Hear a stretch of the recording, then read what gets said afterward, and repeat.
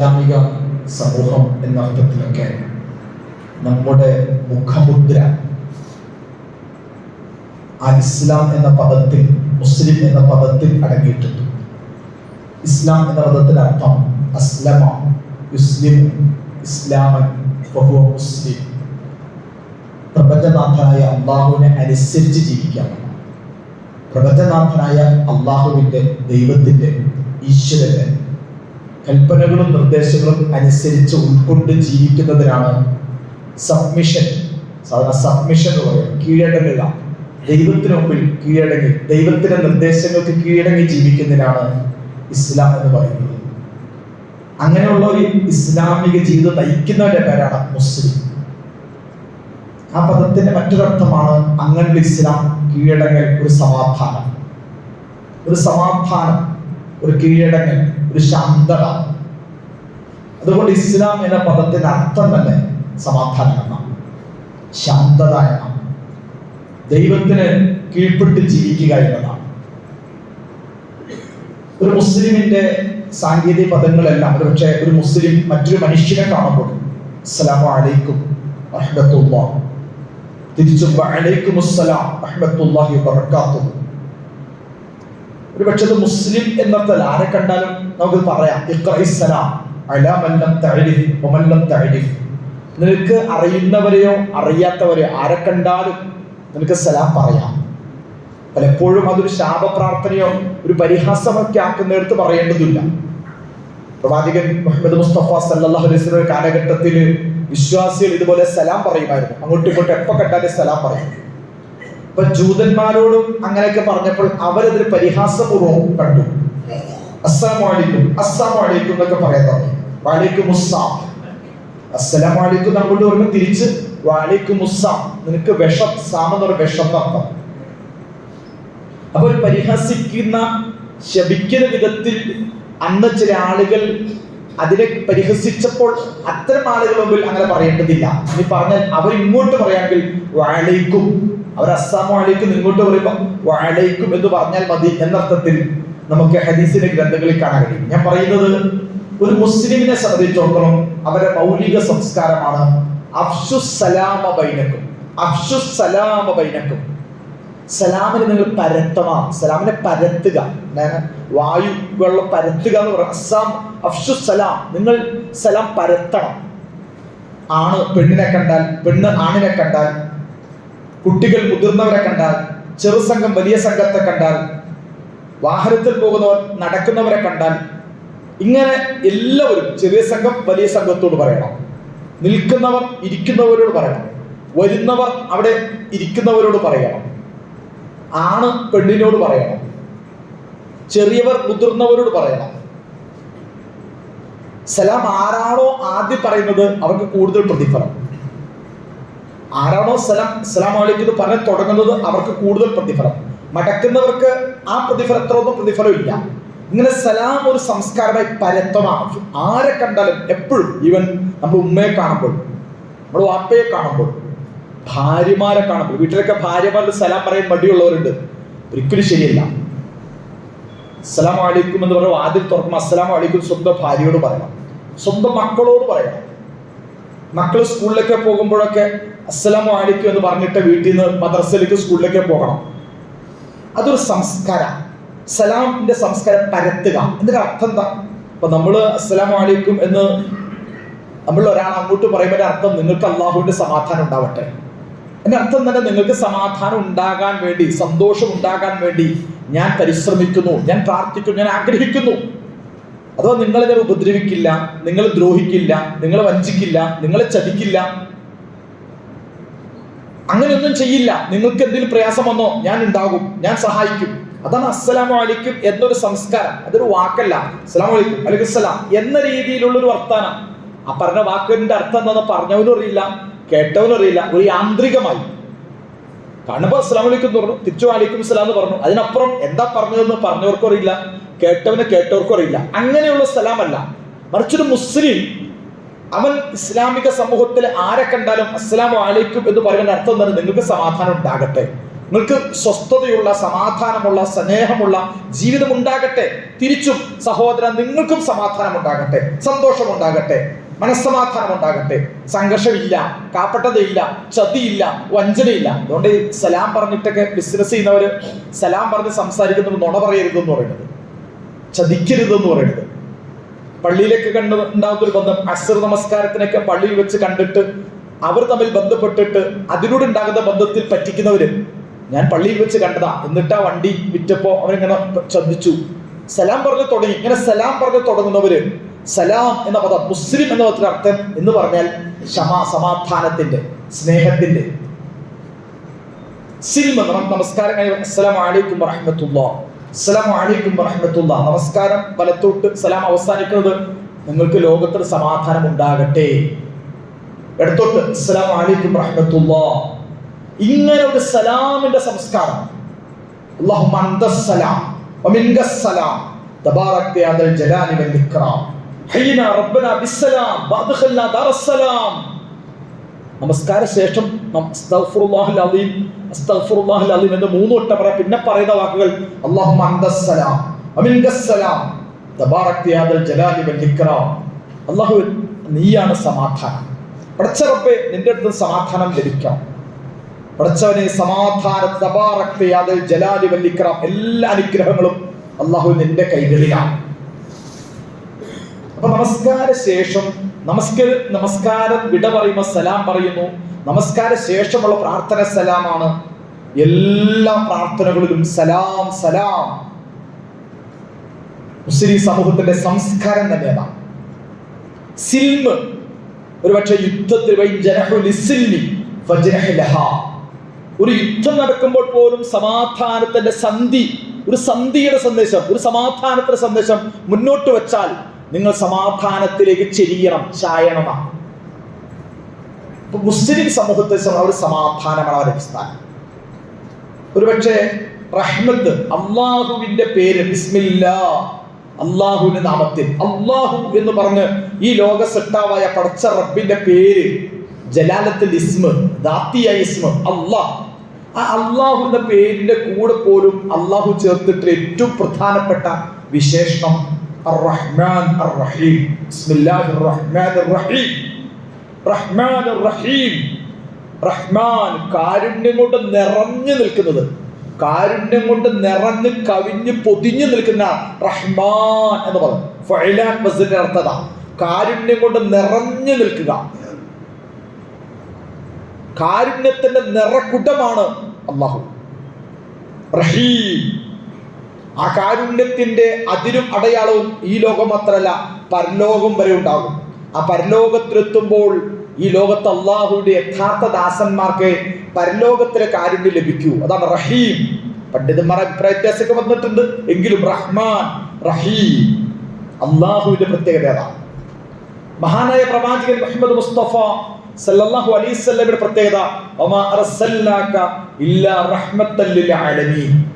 പ്രവാചകരെ, താങ്കളെ ഞാൻ ലോകത്ത് അയച്ചിട്ടുള്ളത് ലോകത്തിന് മുഴുവൻ കാരുണ്യം, ലോകത്തിന് കാരുണ്യം പഠിപ്പിക്കാൻ. ഇല്ലാ റഹ്മത്തൽ ലിൽ ആലമീൻ, ലോകത്തിന് കരുണയാണ്, ലോകത്തിന് കാരുണ്യമാണ് മുഹമ്മദ് മുസ്തഫ സല്ലല്ലാഹു. അഞ്ജനയല്ല, ചതിയല്ല, അക്രമല്ല, തിന്മയല്ല, കാരുണ്യമാണ് താങ്കൾ.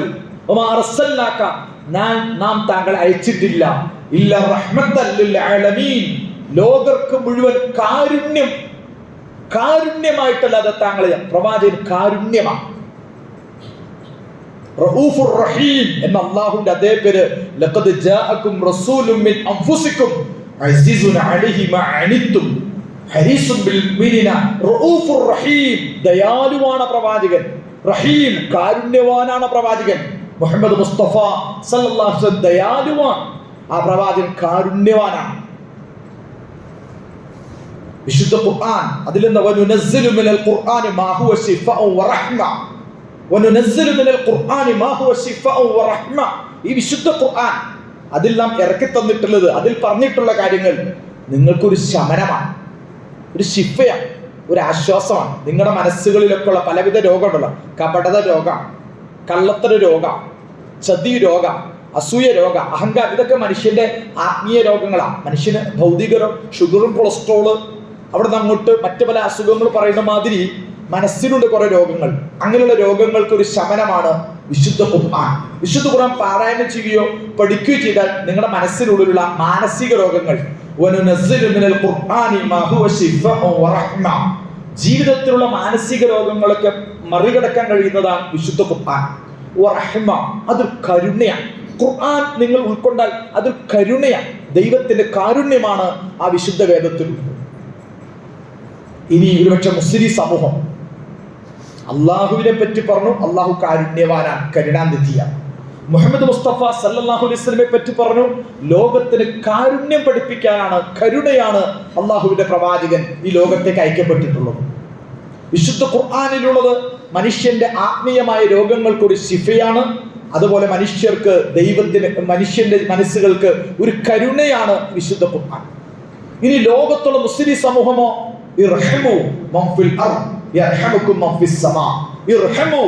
നിങ്ങൾ കാരുണ്യം നൽകണം. ഭൂമിയിലുള്ള എല്ലാവർക്കും, ഭൂമിയിലുള്ള എല്ലാവർക്കും.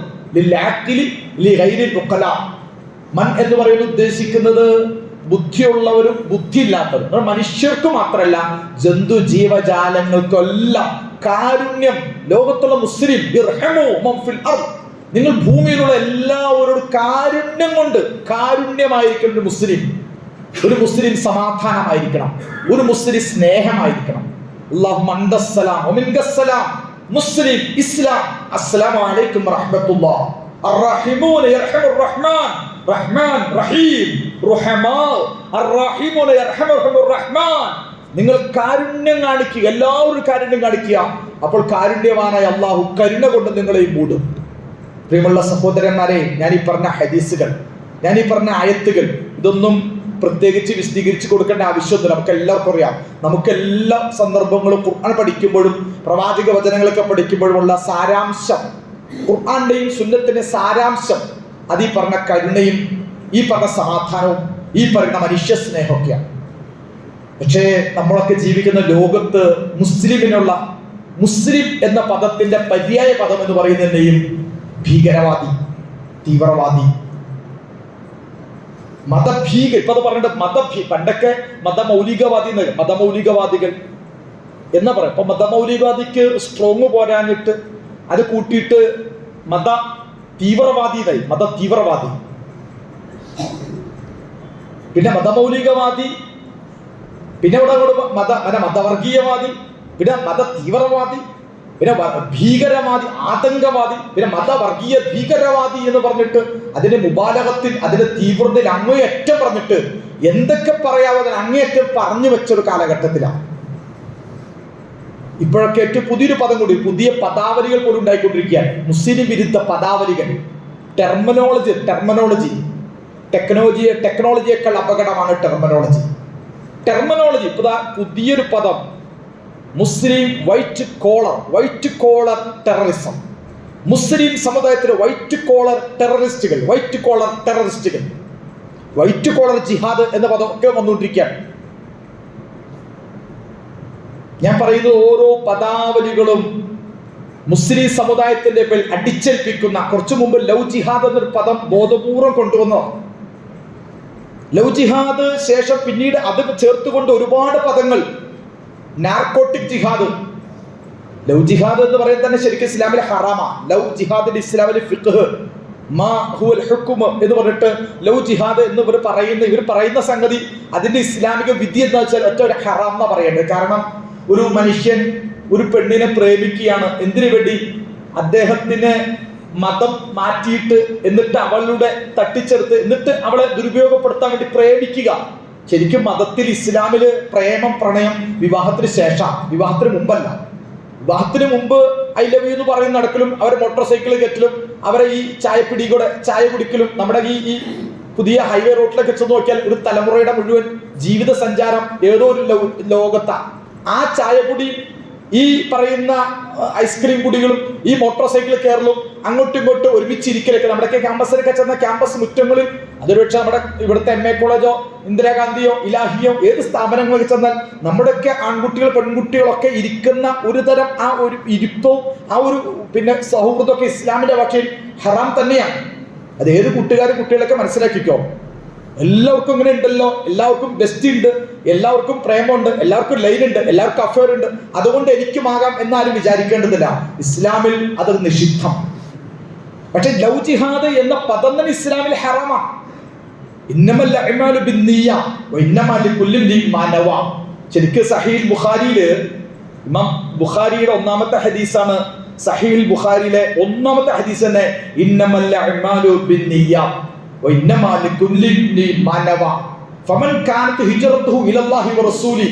ഹിജ്റയെ കുറിച്ചുള്ള സന്ദർഭത്തിൽ വെച്ചുകൊണ്ട് പ്രവാചകൻ പറഞ്ഞ വാക്കാണ് ഒന്നാമത്തെ ഹദീസ്. മുഴുവൻ പ്രവർത്തനങ്ങളുടെ മാനദണ്ഡം അവന്റെ നിയ്യത്ത. മനുഷ്യൻ ചെയ്ത ഏത് പ്രവർത്തനങ്ങളുടെ ക്രൈറ്റീരിയ അവന്റെ നിയ്യത്ത. ഇന്നമൽ അഅ്മാലു ബിന്നിയ്യ. നിങ്ങളുടെ മുഴുവൻ പ്രവർത്തനങ്ങളും പരിഗണിക്കപ്പെടുന്നത് നിങ്ങളുടെ നെയ്യത്ത്, ഇന്റൻഷൻ പരിഗണിച്ചുകൊണ്ടാണ്. അതുകൊണ്ട് ഒരാൾ ഹിജ്റ പോകുമ്പോൾ, മക്കയിൽ നിന്ന് മദീനയിലേക്ക് ഹിജ്റ പോകുമ്പോൾ, ആ പോകുന്ന വഴിയിൽ ആ പെണ്ണിനെ കെട്ടാം, ആ പോകുന്ന ഹിജ്റ പോകുന്ന വഴിയിൽ സ്ത്രീ ഉണ്ട്, ആ പെണ്ണിനെ കല്യാണം കഴിക്കാം എന്ന് വിചാരിച്ച് ഹിജ്റ പോയാൽ അവന്റെ ഹിജ്റ പോലും ബാത്തില. കാരണം പെണ്ണ് പ്രേമിക്കൽ, പ്രേമമാണ് വലുത്. പ്രേമിക്കലും ആ പെണ്ണിനെ കല്യാണം കഴിക്കലുമാണ് ഇവന്റെ ഹിജ്റ ലക്ഷ്യമെങ്കിൽ ആ ഹിജ്റ തന്നെ ബാത്തിലാണ് എന്ന് പറഞ്ഞിട്ടുള്ള ഹദീസാണ് സഹീഹ് ബുഖാരിയിലെ ഒന്നാമത്തെ ഹദീസ്. ലവ് ജിഹാദ് അടിസ്ഥാനപരമായി ഹറാമാണ്. നാർക്കോട്ടിക് ജിഹാദ് എന്ന് പറഞ്ഞാൽ എന്താ നിങ്ങൾ പറയേണ്ടതില്ലല്ലോ. കഞ്ചാവ് ലഹരി നൽകിയിട്ട് ഇസ്ലാം മതത്തിൽ ചേർക്കുന്നു, എന്നിട്ട് പച്ചക്കള്ളമാണ്. പിന്നീട് മുസ്ലിം സമൂഹവുമായി ബന്ധപ്പെട്ട എല്ലാത്തിനെയും, മുസ്ലിം സമൂഹത്തിന്റെ ഇടയിലുണ്ടാകുന്ന വിദ്യാഭ്യാസം, ഒരു സ്ഥാപനം തുടങ്ങിയാൽ, ഒരു സ്കൂൾ തുടങ്ങിയാൽ, ഒരു കോളേജ് തുടങ്ങിയാൽ, ഒരു ഹോട്ടൽ തുടങ്ങിയാൽ ഹോട്ടൽ ജിഹാദായി. മന്തി തന്നെ എന്തോ ജിഹാദിന്റെ ഭാഗമായിട്ട് വൈകുന്നേരങ്ങളിൽ സായം സന്ധ്യകളിൽ മുസ്ലിം ഗ്രാമങ്ങളിൽ സഞ്ചരിച്ചാൽ നിങ്ങൾക്ക് കരിഞ്ഞുണങ്ങിയ ചിക്കന്റെ അല്ലെ ബീഫിന്റെ മണം കേൾക്കാം. ഭയങ്കര ഭീകരവാദത്തിന്റെ തെളിവാണ്. വൈകുന്നേരങ്ങളിൽ ഏതെങ്കിലും ഹോട്ടലിന്റെ മുമ്പിലൊക്കെ പോയി ഷവർമ്മയുടെ അല്ലെങ്കിൽ മന്തിയുടെ അല്ലെങ്കിൽ ഏതെങ്കിലും അർത്ഥത്തിലുള്ള കരിഞ്ഞുണങ്ങിയ മാംസം ഉള്ളി കഴിക്കുന്നവനാണ് എന്ന്. കരിഞ്ഞുണങ്ങിയ മാംസം തിന്ന് കരിഞ്ഞുണങ്ങിയ മനുഷ്യന്റെ കബന്ധങ്ങൾ കൊണ്ട് നടക്കുന്നവരാണ് ചിക്കന്റെയോ അല്ലെങ്കിൽ ബീഫിന്റെയോ മാംസത്തിന്റെ രുചി, അതിന് മണം വന്നപ്പോ അതിൽ ഭീകരതയുടെ മണം, ഭീകരത അളക്കുന്ന ആളുകൾ. ഞാൻ പറഞ്ഞ ലവ് ജിഹാദ് തൊട്ട് അങ്ങനെ ഒരുപാട് പദാവലികൾ നിർമ്മിച്ചു. മുസ്ലിം സമൂഹത്തിന്റെ വിദ്യാഭ്യാസ ഒരു ഭൂമി വാങ്ങിയപ്പോൾ ഒരു ലാൻഡ് ജിഹാദായി, മാർക്കിൽ റാങ്ക് കിട്ടിയാൽ അത് റാങ്ക് ജിഹാദായി. ഇങ്ങനെ ഓരോ പദാവലികൾ സൃഷ്ടിച്ചുകൊണ്ടിരിക്കുന്ന ഏറ്റവും അവസാനത്തെ ദിവസത്തെ വാർത്തകൾ നിങ്ങൾക്കറിയാം. ഡൽഹിയിലെ ഏറ്റവും വളരെ പ്രധാനപ്പെട്ട പ്രദേശം ചെങ്കോട്ട. ശരിക്കും ഡൽഹി എന്ന് കേൾക്കുമ്പോൾ ഇന്നും അതിന്റെ പ്രതാപം അതിന്റെ ചെങ്കോട്ടയാണ്, അതിന്റെ പാർലമെന്റാണ്, അതിന്റെ കുത്തുബ് മിനാർ, അതിന്റെ ജാമി മസ്ജിദ്. അതൊക്കെ ഇസ്ലാമിക മുസ്ലിം സംസ്കാരങ്ങളിൽ മുസ്ലിം പാരമ്പര്യങ്ങളിലേക്ക് പ്രതീകങ്ങളെയാണ് ഇന്നും ഇന്ത്യൻ മുസ്ലിങ്ങളുടെ അഭിമാന സ്തംഭങ്ങൾ. പക്ഷെ അതിന്റെ ഈ അടുത്ത ദിവസം തന്നെ ഒരു വലിയ ബോംബ് സ്ഫോടനം കഴിഞ്ഞ ഒരു ഘട്ടത്തിൽ സീരിയലായിട്ട് ഉണ്ടായിരുന്നു. ബോംബ് സ്ഫോടനം ഇടയ്ക്കത് നിലച്ചു പോയിരുന്നു. ഇപ്പൊ ഇത് വീണ്ടും ഒരു ബോംബ് പൊട്ടിയിരിക്കുകയാണ്. ആ ബോംബ് പൊട്ടിയതോടെ 10-13 മനുഷ്യർ മരിച്ചു ഒക്കെ വന്നു. പക്ഷെ അതിന്റെ പിന്നാലെ ഒരു ബോംബ് ഡൽഹിയിലെ മണ്ണിൽ പൊട്ടിയെങ്കിൽ ആ പൊട്ടിയ ബോംബിന്റെ പ്രതിധ്വനികൾ നമ്മുടെയൊക്കെ മൊബൈലുകളിൽ, സോഷ്യൽ മീഡിയയിൽ തുറക്കാൻ പോലും കഴിയില്ല. ശരിക്കും ചില ചാനൽ വാർത്തകൾ കേട്ടിരിക്കാൻ പോലും കഴിയാത്ത വിധത്തിൽ അതിഭീകരമായ സുനാമി പോലെ മുസ്ലിം വിരുദ്ധ, ഇസ്ലാം വിരുദ്ധ നിരന്തര വ്യാഖ്യാന വാചകങ്ങളുമായിട്ട് നമ്മുടെ ചാനലുകൾ, നമ്മുടെ ഹൃദയങ്ങളിൽ, ചെവികളിലേക്ക് തുറന്നാൽ തന്നെ നമുക്ക് കേൾക്കാൻ പോലും കഴിയാത്ത വിധത്തിലുള്ള നിരന്തരമായ പൊട്ടിത്തെറികൾ നമ്മുടെ വീട്ടിനകത്ത്, നമ്മുടെ ചാനലുകൾക്കകത്ത് പൊട്ടിത്തെറിക്കുക. രക്തം തെറിക്കാത്ത ബോംബ് സ്ഫോടനം.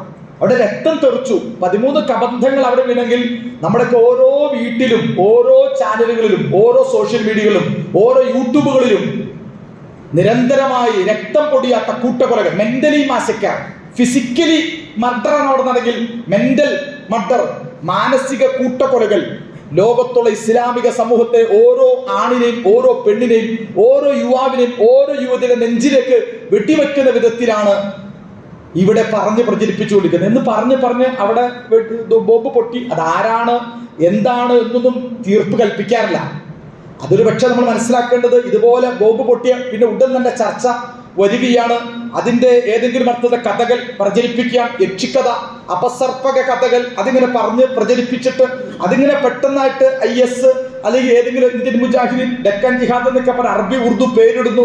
അതിന് പിന്നിൽ കാറിന്റെ ഉടമയെ പ്രഖ്യാപിക്കുന്നു. പിന്നെ അത് വന്ന വഴികൾ കാണിക്കുന്നു, റോഡ് മാപ്പ് കാണിക്കുന്നു, ആ ഭീകരന്മാരുടെ രേഖാചിത്രങ്ങൾ കാണിക്കുന്നു, അവരുടെ പേരുകൾ അബു ബഷീർ, അബു നദീം, അബു ബിലാൽ എന്നൊക്കെ അറബി ഉറുദു പേരിട്ട് കശ്മീരിന്റെ ചിത്രം കാണിക്കുന്നു. പിന്നെ അവർ പഠിച്ച ജോലി ചെയ്ത ആ സ്ഥാപനങ്ങൾക്ക് ചിത്രമൊക്കെ കാണിച്ചിട്ട് സത്യത്തിൽ കൺക്ലൂഷൻ എത്തിക്കഴിഞ്ഞു.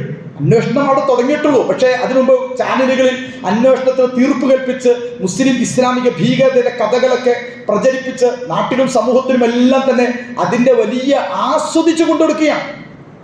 അത് ആസ്വദിച്ച് ഏതർത്ഥത്തിൽ അത് ഏറ്റെടുത്ത് അത് കൊണ്ടു നടന്ന് നമ്മുടെ മീഡിയകളിലൂടെ യഥാർത്ഥത്തിൽ സമൂഹത്തിന് മുമ്പിലേക്ക് അത് കൊണ്ടുപോയി മുസ്ലിം വിരുദ്ധ പൊതുബോധം സൃഷ്ടിക്കാൻ പറ്റുന്ന വിധത്തിൽ പബ്ലിക് സ്ഫിയറുകളിൽ മാധ്യമങ്ങളിൽ കൊണ്ടുപോയി ഡംപ് ചെയ്തുകൊണ്ട് ഈ അഴുക്ക് ചാലുകളൊക്കെ കൊണ്ടുപോയി ഡംപ് ചെയ്ത പോലെ ഇസ്ലാം വിരുദ്ധ മനോഭാവം അതിന്റെ ദുർഗന്ധം സമൂഹത്തിന്റെ മുമ്പിലേക്ക് കൊണ്ടുപോയി തള്ളുകയാണ്. നമ്മെ സംബന്ധിച്ച് പഴയതുപോലെ ഇത്തരത്തിലുള്ള ഈ പൊട്ടിയ ബോംബുകളുടെ കഥകൾ, ഇതിന്നും പൊട്ടിയ ബോംബുകൾ പേടിക്കാൻ നമ്മുടെ ഈ പണ്ടൊക്കെ ആലയിലെ കൊല്ലന്റെ അടുത്ത് പോരുന്ന കൊല്ലൻ ഇങ്ങനെ അരിവാള് പക്കത്തേക്ക് ഇങ്ങനെ കാച്ചിക്കാൻ വേണ്ടി ചുറ്റിക്കെടുത്ത് അടിക്കും. മിക്കവാറും ഈ ആലയുടെ കടത്തോട് ഒരു പട്ടി നായ അടക്കണം. ആലയിലൊക്കെ കൊല്ലന്മാരൊക്കെ വീടെ അടുത്ത് മിക്കവാറും ഇങ്ങനെ കള്ളു കുടിച്ചും മറുപക്ഷത്ത് പട്ടിക്കുണ്ടാവും. ഈ കൊല്ലൻ ഓരോ അടി ചിറ്റിക്ക് അടിക്കുമ്പോഴും ആ പട്ടി ഇങ്ങനെ ഉറങ്ങണ്ടാവും. ആ പട്ടി ഇങ്ങനെ ഓരോ അടിക്കും പട്ടി ഞെട്ടും. ആ പട്ടിയൊന്നും മാറിക്കിടക്കൊന്നുമില്ല. ആ ആലയിലെ കൊല്ലന്റെ അടുത്ത് ആ ചുറ്റുകൊണ്ട് അടിക്കുമ്പോൾ ഓരോ അരിവാളിനും കത്തിക്കും അല്ലെങ്കിൽ മൂർച്ച കൂട്ടുന്ന ആയുധങ്ങളുടെ മേലും ഈ കൊല്ലൻ അടിക്കുമ്പോഴൊക്കെ ഞെട്ടിക്കൊണ്ടിരിക്കുന്ന പട്ടിയെ പോലെ ഇതൊക്കെ വിട്ട് ഞെട്ടി ജീവിക്കുന്ന കുറെ മുസ്ലിം സമൂഹത്തിൽപ്പെട്ട നമ്മിൽ പലരും ഉണ്ട്. ഞെട്ടുകയാണ് നമുക്ക്. മനോരമ വായിക്കുമ്പോൾ, റിപ്പോർട്ടർ ചാനലിൽ കേൾക്കുമ്പോൾ അതിലുള്ള വലിയ മതേതര സിംഗങ്ങൾ, കേരളത്തിലെ വലിയ മതേതര സിംഗങ്ങൾ എന്ന് പറയാവുന്ന ആളുകളൊക്കെയാണ് ഈ വലിയ തീർപ്പുകൾ കൽപ്പിക്കുന്നത്. നമ്മളെ അങ്ങനെ ഞെട്ടേണ്ടവരല്ല നമ്മളെന്നാണ് നമുക്ക് ആദ്യമായിട്ട് പറയാനുള്ളത്. ഞാൻ നേരത്തെ പറഞ്ഞില്ലേ, ഇസ്ലാമിക സമൂഹത്തെ നമ്മൾ ആദ്യം മനസ്സിലാക്കണം, നമ്മൾ യഥാർത്ഥ വിശുദ്ധ ഖുർആനിന്റെയും പ്രവാചക ചര്യയുടെ അടിസ്ഥാന ജീവിക്കുന്ന മുസ്ലിങ്ങളാണ്. നമ്മൾ അങ്ങനെ ഞെട്ടേണ്ടതില്ല. കാരണം നമുക്കറിയാം അത്തരത്തിൽ ചെയ്ത് ഇവിടെ ബസ് സ്റ്റാൻഡുകളിൽ, റെയിൽവേ സ്റ്റേഷനുകളിൽ, ട്രെയിനുകളില്, അമ്പലത്തില്, പള്ളികളില്, ചർച്ചുകളിലൊക്കെ ബോംബ് വെച്ച് മനുഷ്യൻ മരിച്ചു വീഴുന്ന ആ പൊട്ടിത്തെറിക്കുന്ന മതം അത് ഇസ്ലാമായിട്ട് ബന്ധമില്ല. ഇസ്ലാമിന്റെ പ്രാഥമിക ബോധമുള്ള, ഇസ്ലാമിന്റെ നഴ്സറി സ്കൂളിൽ, ഇസ്ലാമിന്റെ മദ്രസ ഹയർ സെക്കൻഡറി പഠിക്കുന്ന ഇസ്ലാമിന്റെ നഴ്സറി സ്കൂളിൽ പഠിച്ച ഒരാൾക്കറിയാം ഈ രൂപത്തിൽ ട്രെയിനിൽ ബോംബ് വെക്കുന്നത്, അല്ലെങ്കിൽ പാർലമെന്റിൽ, അല്ലെങ്കിൽ നിയമസഭയിൽ, അല്ലെങ്കിൽ ഏതെങ്കിലും ക്ഷേത്രത്തിൽ, അല്ലെങ്കിൽ ഏതെങ്കിലും പള്ളിയിൽ, ഏതെങ്കിലും ജാറങ്ങളിൽ, ഏതെങ്കിലും അങ്ങാടിയിൽ കൊണ്ടുപോയി ബോംബ് വെച്ച് നിരപരാധി പൊട്ടിത്തെറിച്ച് അവര് രക്തത്തിൽ കുളിച്ചു കിടക്കുന്ന കണ്ടിട്ട് അത് കണ്ട് ആസ്വദിക്കുന്ന, അത് കണ്ട് ഏതൊക്കെ പുഞ്ചിരിക്കുന്ന, അത് കണ്ട് അഭിരമിക്കുന്ന ഇസ്ലാം, മുസ്ലിം, അങ്ങനത്തെ ഇസ്ലാം നമുക്ക് ആർക്കും പരിചയമില്ല. ഞാൻ നേരത്തെ ഖുത്ബയുടെ തുടക്കത്തിൽ പറഞ്ഞ പോലെ നമ്മെ സംബന്ധിച്ചിടത്തോളം അങ്ങനെ ഒരു മനുഷ്യന്റെ രക്തം, ഒരു മനുഷ്യനെ കൊല്ലുക, അത് നിരപരാധികളെ കൊല്ലുക എന്ന് പറയുന്നത് ഇസ്ലാമിൽ വൻ പാപമാണ്. അതുകൊണ്ട് ഇത്തരത്തിലൊരു ഭീകരാക്രമണം ഒരു മുസ്ലിം ഇപ്പൊ ഇത് ചെയ്യുന്ന ഗ്രൂപ്പ്, നമ്മുടെ ഇന്ത്യയിൽ ഒരുപാട് മുസ്ലിം സംഘടനകളുണ്ട്. ഇപ്പൊ ജമീയത്തുൽ ഉലമായ ഹിന്ദ്, 2 ഗ്രൂപ്പുണ്ട്. ജമീയത്തുൽ ഉലമായ ഹിന്ദ് അല്ലെങ്കിൽ ജമീയത്ത് അഹ്ലെ ഹദീസ്, നമ്മുടെ സലഫി മുജാഹിദ് പ്രസ്ഥാനങ്ങൾ, ജമീയത്ത് അല്ലെങ്കിൽ ജമാഅത്തെ ഇസ്ലാമി, അല്ലെങ്കിൽ തബ്ലീഗ് ജമാഅത്ത്, അല്ലെങ്കിൽ അവിടെ വലിയ വിദ്യ, ദയൂബന്ദ് ദാറുൽ ഉലൂം, നദ്വത്തുൽ ഉലമ, ദാറുൽ ഉലൂം നദ്വത്തുൽ ഉലമ, സഹാറൻപൂർ, ബറൈൽവി സമൂഹം, ഇതൊക്കെ ഇന്ത്യയിലെ മുഖ്യധാര മുസ്ലിം സമൂഹം. ഇവരൊന്നും അല്ല, ഇവരുടെ പേരിൽ ആരുമല്ല. ഇവിടെ ഇന്ത്യയിൽ ജീവിക്കുന്ന മുസ്ലിങ്ങളിൽ 100% ഒന്ന് ദയൂബന്ദി മുസ്ലിം ധാര, അല്ലെങ്കിൽ അഹ്ലെ ഹദീസ്, അല്ലെങ്കിൽ ജമാഅത്തെ ഇസ്ലാമി. ഈ പറയുന്ന ജമീയത്തുൽ ഉലമ എന്ന് പറയുന്ന വലിയൊരു പ്രസ്ഥാനം, തബ്ലീഗ് ജമാഅത്തിന്റെ അത്തരം പ്രസ്ഥാനങ്ങൾ, അല്ലെങ്കിൽ ബറൈൽവി വിഭാഗം എന്ന് പറഞ്ഞാൽ നമ്മുടെ ഇവിടുത്തെ സുന്നി സമസ്ത ചേർന്ന, അല്ലെങ്കിൽ കേരളത്തിൽ പറയുകയാണെങ്കിൽ ഇവിടെ സമസ്ത എന്ന് പറയുന്ന ഈ പ്രസ്ഥാനം, അല്ലെങ്കിൽ മുജാഹിദ്, അല്ലെങ്കിൽ തബ്ലീഗ്, അല്ലെങ്കിൽ ജമാഅത്തെ ഇസ്ലാമി, ഇങ്ങനെയുള്ള സംഘടനകളിൽപ്പെട്ട ആരും ഈ പ്രസ്ഥാനങ്ങളൊന്നും അല്ല ഇതിന് പിന്നിലുള്ളത്.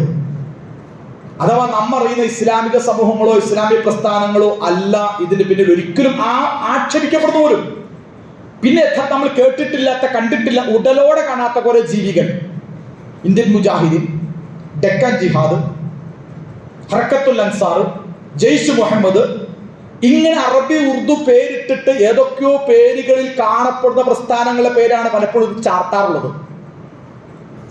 ഞാൻ പറയുന്നത് ഇതിനു മുമ്പും ഇതുപോലെ ഒരുപാട് ആരോപണങ്ങൾ പൊട്ടിത്തെറിച്ചപ്പോൾ നമ്മളൊക്കെ കുറെ ആളുകൾ വിശ്വസിച്ച് നമ്മുടെ പിന്നാലെ അങ്ങോട്ടും ഇങ്ങോട്ടും നമ്മൾ തമ്മിൽ അവരെ തീവ്രവാദി ഇവരെ തീവ്രവാദി അങ്ങോട്ടും ഇങ്ങോട്ടും ചൂണ്ടിക്കാണിക്കുന്ന അവസ്ഥ നമുക്കിടെ പോലും ഉണ്ടായി. മുസ്ലിം സമുദായ തീവ്രവാദികൾ അവരാണ്, തീവ്രവാദി ഇവരാണ് എന്ന് പറഞ്ഞിട്ട് നമ്മൾ പോലും ആരൊക്കെയോ തീവ്രത ചൂണ്ടിക്കാണിച്ച് അവനാണ് തീവ്രവാദി ഇവനാണ് തീവ്രവാദി അവർ തീവ്രവാദി എന്ന് സെമിനാർ നടത്തിയൊരു കാലഘട്ടം ഉണ്ടായിരുന്നു. പക്ഷെ ഇപ്പോ പിന്നീട് കാര്യങ്ങൾ മനസ്സിലായി. കാരണം മുസ്ലിം സമൂഹം പഴയ മുസ്ലിം സമൂഹം അല്ല. അവർക്ക് സ്വന്തമായി മാധ്യമങ്ങൾ, മീഡിയകൾ, അവരുടെ പത്രമാധ്യമങ്ങൾ എന്ന് മാത്രം നിയമപരമായും ധീരമായും ഇത്തരം കാര്യങ്ങളെ പഠിക്കുകയും പരിശോധിക്കുകയും ചെയ്യുന്ന എൻജിഒസുകൾ ഇസ്ലാമിക സമൂഹം ഉയർന്നു വന്നു. അവർ ആ വിഷയത്തിലൊക്കെ പഠിക്കാനും വിലയിരുത്താനും മനസ്സിലാക്കാനും പിന്നാലെ പോയതോടുകൂടി സത്യത്തിൽ അത്തരത്തിൽ പിന്നിലുള്ള നിഗൂഢ ശക്തികളെ തിരിച്ചറിയാൻ ഇന്ന് ഈ രാജ്യത്തെ മുസ്ലിം സമൂഹം സാധിച്ചിട്ടുണ്ട്. അത് പഴയപോലെ പേടിക്കാൻ, പഴയപോലെ മുട്ടുവറച്ചിട്ട് ഏതെങ്കിലും മുട്ടുസാക്ഷിയാകാൻ അങ്ങനെ ആരും തയ്യാറല്ല. കാരണം ഈ പൊട്ടിയ ബോംബുകളുടെ പിന്നിൽ ഞങ്ങളല്ലെന്ന് മാത്രമല്ല, ഈ രാജ്യം ഭരിക്കുന്ന അധികാരികൾക്ക്, ലോകത്തെ സാമ്രാജ്യത്വ സിയോണിസ്റ്റ് ഫാസിസ്റ്റുകൾക്ക് പങ്കുണ്ട് എന്ന് കേരളത്തിൽ അറിയപ്പെട്ട ഒരു പത്രപ്രവർത്തകനുണ്ട്. അദ്ദേഹം എഴുതിയൊരു പുസ്തകമുണ്ട്, ഭീകരാക്രമണ പിന്നിലുള്ള ശക്തികൾ എന്നൊരു പുസ്തകമുണ്ട്. 2001 പാർലമെന്റ് ആക്രമിക്കുന്നത്. ഈ പാർലമെന്റ് ആക്രമണത്തിൽ പങ്കെടുത്തതിന്റെ പേരിൽ ഈ രാജ്യത്ത് തൂക്കിലേറ്റ വ്യക്തിയാണ് അഫ്സൽ ഗുരു. അദ്ദേഹം പോലും പറയുന്നുണ്ട്, ഈ പാർലമെന്റ് ആക്രമണത്തിലെ കശ്മീരിൽ നിന്നും 6-7 പേര് വന്നു. ആരാണവർ? അവരെ മരിച്ചത് എങ്ങനെ? അവരെ പോസ്റ്റ്മോർട്ടം റിപ്പോർട്ട്, അവരെ പേരുകൾ, ചിത്രങ്ങൾ ഇന്നും പുറത്തുവിട്ടിട്ടില്ല. നിങ്ങൾ മനസ്സിലാക്കണം. അതിന്റെ പേരിൽ അറസ്റ്റ് ചെയ്ത് തൂക്കിലേറ്റി അഫ്സൽ ഗുരു കൃത്യമായി പറയുന്നു, ആ പാർലമെന്റ് ആക്രമണത്തിൽ കൊണ്ടുവന്ന അഹമ്മദ് യാസിൻ എന്ന കശ്മീരിൽ നിന്ന് കൊണ്ടുവന്ന ആളെ ഞാനാ കൊണ്ടുവന്നത്. പക്ഷെ എന്റെ അടുത്ത് അദ്ദേഹത്തെ ഏൽപ്പിച്ചത് ഡൽഹിയിൽ എത്തിക്കണമെന്ന് എന്നോട് പറഞ്ഞത് കശ്മീരിലെ ഒരു പട്ടാള ക്യാമ്പിന്റെ ജനറലായിരുന്ന ദേവേന്ദ്ര സിംഗ് ആണ്. പട്ടാള ക്യാമ്പിന്റെ ജനറലായിരുന്ന ദേവേന്ദ്ര സിംഗ് ആണ് ഈ അഹമ്മദ് യാസീൻ എന്ന് പറയുന്ന ഈ വ്യക്തിയെ കൊണ്ടുപോയി പാർലമെന്റിന്റെ പരിസരത്തുള്ള ഇന്ന ഹോട്ടലിൽ കൊണ്ടുപോയി താമസിപ്പിക്കണം എന്ന് പറഞ്ഞ് എന്നെ ഏൽപ്പിച്ചത് ഈ രാജ്യത്തിന്റെ പട്ടാളക്കാരാണ്. നിങ്ങൾ മനസ്സിലാക്കണം. എന്ന് പറഞ്ഞാൽ ഈ രാജ്യത്തിന്റെ പാർലമെന്റ് ആക്രമണത്തെ പിന്നിൽ പോലും ഈ രാജ്യത്തെ ഈ രൂപത്തിൽ അധോ സ്റ്റേറ്റ്, ഡീപ്പ് സ്റ്റേറ്റ്, എല്ലാവരും പഠിക്കണം. ഡീപ്പ് സ്റ്റേറ്റ്, ആ വാക്ക് പഠിക്കണം. ഡീപ്പ് സ്റ്റേറ്റ്, അങ്ങനെ സ്റ്റേറ്റ് ഉണ്ട് ഇവിടെ. ഒരു അധോ സ്റ്റേറ്റ്, ഒരു അപ്രത്യക്ഷമായ നമ്മൾ തിരഞ്ഞെടുക്കുന്ന ഈ ഇപ്പൊ പാർലമെന്റ്, ഇപ്പൊ വരാൻ പഞ്ചായത്ത്, അല്ലെങ്കിൽ അപ്പുറം തദ്ദേശ സ്വയംഭരണം, അല്ലെങ്കിൽ നിയമസഭ, പാർലമെന്റ്, MLA, MP, ഇപ്പൊ ബീഹാറിലൊക്കെ നടന്നല്ലോ. ഇതിനൊക്കെ അപ്പുറം കാണപ്പെടാത്തൊരു ഭരണകൂടം ഇവിടെ ഉണ്ട്. ഈ MLA-മാർക്ക് MP-മാർക്ക് പോലും പ്രസക്തിയില്ലാത്ത കാലഘട്ടം. ഓൾറെഡി MLA നിയമസഭയ്ക്ക് പഞ്ചായത്തായി മാറി. രാജ്യം തന്നെ ഒരു യൂണിയൻ ടെറിട്ടറിയില് പഞ്ചായത്തിനൊന്നും അവിടുന്ന് അങ്ങോട്ട് അധികാര സംവിധാനങ്ങൾക്ക് ഫെഡറൽ സിസ്റ്റം ഒക്കെ ഇല്ലാത്ത, ഞാൻ പറയുന്നത് ഡീപ്പ് സ്റ്റേറ്റ് എന്ന് പറയുന്ന സംഗതി ഉണ്ട്. എന്ന് പറഞ്ഞാൽ നമ്മൾ കാണാത്തൊരു ഭരണ സംവിധാനം, ഐബികൾ നിയന്ത്രിക്കുന്ന, ലോകത്തെ വലിയ നിഗൂഢ ശക്തി നിയന്ത്രിക്കുന്ന ഒരു അധോ സ്റ്റേറ്റ് ഇവിടെ ഉണ്ട്. ആ അധോ സ്റ്റേറ്റിന്റെ അഥവാ ഇവിടുത്തെ ഭരണകൂടങ്ങൾ വലിയ ദുശക്തികൾ ചേർന്നുകൊണ്ട് ഉണ്ടാക്കിയ പ്ലാൻ ആയിരുന്നു പാർലമെന്റ് ആക്രമണം എന്ന് ഡോക്ടർ നന്ദിത ഹക്സർ, ഏതെങ്കിലും മുസ്ലിം എഴുത്തുകാർ, ഡോക്ടർ നന്ദിത ഹക്സർ എന്ന് പറഞ്ഞാൽ ഈ രാജ്യത്തെ റെപ്യൂട്ടഡ് ആയ ഒരു പത്രപ്രവർത്തക, അവരെഴുതിയ പുസ്തകം 600 പേജുള്ള പുസ്തകമുണ്ട്. അരുന്ധതി റോയിയെ പോലുള്ള എഴുതിയ പുസ്തകങ്ങളുണ്ട്. അതിന് പിന്നിൽ വർത്തിച്ചത് ആരാണ് എന്ന് പറഞ്ഞാൽ അന്വേഷണം മുന്നോട്ട് പോയപ്പോൾ ഈ പറയുന്ന ഈ മുസ്ലിം നാമധാരികളെ ആളുകളെ കൊണ്ടുവന്ന് ശരിക്കും ഈ തീവ്രവാദ ഭീകരവാദ ഗ്യാങ്ങിലേക്ക് എങ്ങനെ മനുഷ്യരെ കൊണ്ടുവരുന്നതൊക്കെ പഠിക്കപ്പെടേണ്ട കാര്യമാണ്. ഇത് ഏത് പാർലമെന്റ് ആക്രമണം, മുംബൈ ആക്രമണം, വലിയ ഓപ്പറേഷൻ അജ്മൽ കസബിനെ ഏക പ്രതി കിട്ടിയത്. ആ മുംബൈ ആക്രമണത്തിന് പിന്നിൽ പോലും വർത്തിച്ചവരാരാണ്? ആ അക്രമികളെ കീഴടക്കിയ സാക്ഷാൽ ഹേമന്ത് കർക്കരെ കൊന്നതാരാണ്? Who killed Hemant Karkare? SM Mushrif എന്ന മഹാരാഷ്ട്രയിലെ IG എഴുതിയ പുസ്തകം ഹൂ കിൽഡ് ഹേമന്ത് കർക്കരെ. ഹേമന്ത് കർക്കരെ കൊന്നതാരാ? അതുപോലെ ഹേമന്ത് കർക്കരെ പോലെ കൊല്ലപ്പെട്ട അശോക് കാംതയുടെ ഭാര്യ വിനീത കാംത ഒരു പുസ്തകം എഴുതിയിട്ടുണ്ട്. ആരാണ് ബോംബെ ഓപ്പറേഷന് പിന്നിൽ? അതിന്റെ പിന്നിൽ രാജ്യത്തെ ഭരണകൂടങ്ങൾക്ക് മൊസാദ് മുതൽ David Coleman Headley, Tahawwur Rana, ഇവരൊക്കെ ഇതിനെ പിടിക്കപ്പെട്ട ആൾക്കാരാ. ഞാൻ പറയുന്നത് ഇത് ഒന്നോ രണ്ടോ കേസ് മാത്രമൊന്നുമല്ല. ഒരുപക്ഷെ നമുക്ക് ഇന്ത്യയിൽ തന്നെ 2001 ശേഷം 2006, 2007, 2008, 2011 കാലഘട്ടങ്ങളിലൊക്കെ രാജ്യത്തിന് വ്യത്യസ്തമായ നഗരങ്ങളിൽ ഒരുപാട് ബോംബ് സ്ഫോടനങ്ങൾ നടന്നു. മക്ക ഒരു മസ്ജിദില് ബോംബ് വെച്ചിട്ട് ആരാ കൊല്ലുക നമുക്കറിയില്ലേ? മലേഗാവില്, അക്ഷർത്തമൻ ക്ഷേത്രത്തില്, നാമേര് എക്സ്പ്രസില്, സബർമതി എക്സ്പ്രസില് ഒരു രാജ്യത്തിന് ഒരു നിരന്തരമായി ബോംബുകൾ പൊട്ടുകയും ആ പൊട്ടിയ ബോംബുകൾ രക്തത്തുള്ളികളും കബന്ധങ്ങളും ഒക്കെ വൈകുന്നേരം ചാനലിൽ കാണിക്കുകയും അത് രാജ്യത്ത് കടുത്ത മുസ്ലിം ഇസ്ലാം വിരോധമുണ്ടാക്കുകയും അതിന് പിന്നിൽ മുസ്ലിം നാമധാരികൾ ഭൂപട ചിത്രങ്ങൾ വരയ്ക്കുകയും അവരെപ്പറ്റി എല്ലാ ദിവസവും വൈകുന്നേരം ചർച്ചകൾ വരികയും ഈ ചർച്ചകൾ ആളുകൾ കാണുകയും കേൾക്കുകയും അങ്ങനെ കടുത്ത മുസ്ലിം വിരോധം ഈ രാജ്യത്തെ ജനങ്ങൾക്കിടയിൽ ഉണ്ടാവുകയും അതിന്റെ മറവിലും ചെലവിലുമൊക്കെയാണ് രാജ്യത്തെ സംഘപരിവാർ ഇന്നും ഈസി വാക്ക് ഓവറായി. ഇപ്പൊ ബീഹാർ ഇലക്ഷൻ നടന്നു, കേൾക്കാൻ പോലും താല്പര്യമില്ല. കാരണം അതിന്റെ അടക്കം പിന്നിൽ എന്ത് എന്ന് ഈ രാജ്യത്തെ മുഖ്യധാരാ പാർട്ടി, ഇപ്പൊ കോൺഗ്രസ് അടക്കം രാഹുൽ ഗാന്ധി വലിയ ശബ്ദത്തിൽ വിളിച്ചു പറയുന്നുണ്ട്.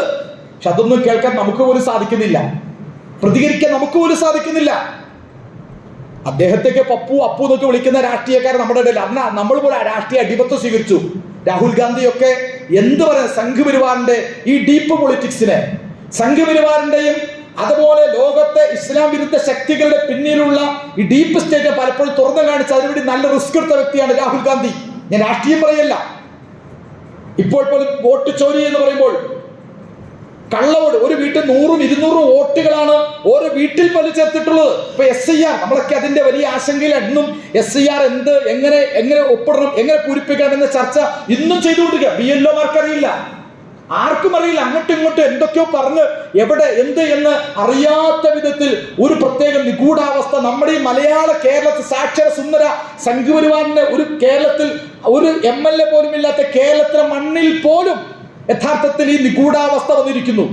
ബീഹാറിലൊക്കെ 40-50 ലക്ഷം ആളുകൾ വോട്ട് ചെയ്തിട്ടില്ല. ഓരോ വാർഡിലും ജയിക്കേണ്ട തോക്കേണ്ടത് എങ്ങനെ കൃത്യമായി മനസ്സിലാക്കിക്കൊണ്ടുള്ള കൃത്യമായ 40-50 ലക്ഷം ആളുകൾ പുറത്താണ്. ഇനി ഉള്ള ആളുകൾ പലർക്ക് വോട്ടില്ല. ഓരോ മണ്ഡലത്തിലും അങ്ങ് ബ്രസീലിൽ നിന്നടക്കം ഏതോ ഒരു താരസുന്ദരിയുടെ പേരിൽ ഒരു 200-100 വോട്ടുകളാണ് അവരെ പേരിൽ മാത്രം ഇവിടെ രേഖപ്പെടുത്തി വെച്ചിട്ടുള്ളത്. നമ്മുടെ കേരളത്തിൽ പോലും, തൃശ്ശൂരിൽ പോലും ആലോചിച്ചു, സാക്ഷര കേരളത്തിലെ സാംസ്കാരിക തലസ്ഥാനമായ തൃശ്ശൂരിൽ വരെയും കഴിഞ്ഞ ഇലക്ഷനിൽ പോലും ഈ സുരേഷ് ഗോപിക്കും സുരേഷ് ഗോപി കുടുംബക്കാർക്കും തിരുവനന്തപുരത്തോട്ട്, കൊല്ലത്തോട്ട്, തൃശ്ശൂർ വോട്ട്, അവിടെ വോട്ട്, ഇവിടെ വോട്ട്, ആലത്തൂരിലെ വോട്ടുകളെല്ലാം ഇങ്ങോട്ട് കൊണ്ടുവരും, പാലക്കാട് വോട്ട് ഇങ്ങോട്ട് കൊണ്ടിരിക്കും, തൃശ്ശൂരിലെ അടച്ചിട്ട ഫ്ലാറ്റിലടക്കം 20-30 വോട്ടുകൾ ഈ തൃശ്ശൂരിൽ ഉണ്ടായ കണ്ടെത്തിയ കാര്യം.